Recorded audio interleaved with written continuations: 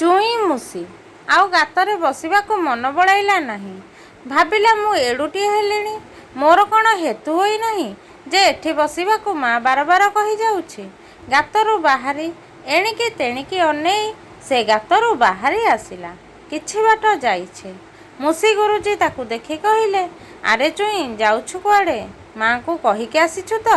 ଏ ବାଟରେ ବିପଦ ଅଛି, ମୋ କଥା ମାନି ଘରକୁ ଫେରିଯା। ରାସ୍ତାରେ କିଛି ବାଟ ଯାଇଛି, ଦେଖିଲା ଲେଖା ହୋଇଛି ସାବଧାନ, ଏଠି ରହିଯାଅ। ସେଠି ଗୋଟିଏ ବିଲେଇର ଚିତ୍ର ରହିଛି। ବିଲେଇ କୁଆଡ଼େ ମୂଷାମାନଙ୍କୁ ମାରି ପକାଏ। ଚୁଇଁ ମୂଷା ଭାବିଲା, ଓହୋ, ରାସ୍ତାରେ ଯିବାକୁ ବି ମନା, କ'ଣ ପାଇଁ ଏତେ ଆକଟ? ଚୁଇଁ ମୂଷା ଆଗକୁ ଚାଲିଲା। ଗୋଟିଏ ଗଛ ଛାଇ ତଳେ ବସିଛି। ପତ୍ର ଖଡ଼ ଖଡ଼ ଶୁଭିଲା।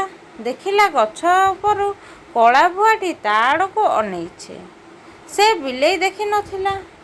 ତା ଆଖି ନିଆଁ ଭଳି ଜଳୁଛି।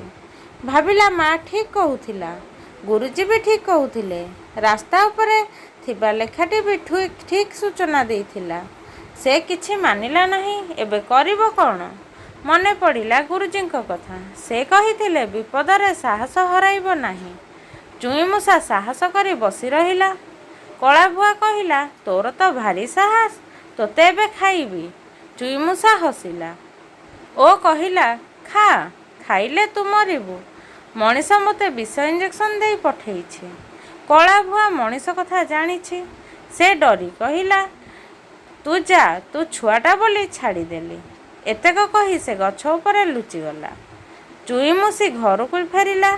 ଆଉ ସବୁ ଚୁଇଁ ମୂଷାମାନଙ୍କୁ ସେ କହିଲା, ମା, ଗୁରୁଜୀ ଓ ରାସ୍ତାରେ ଥିବା ସୂଚନା ଫଳକୁ ମାନିବ।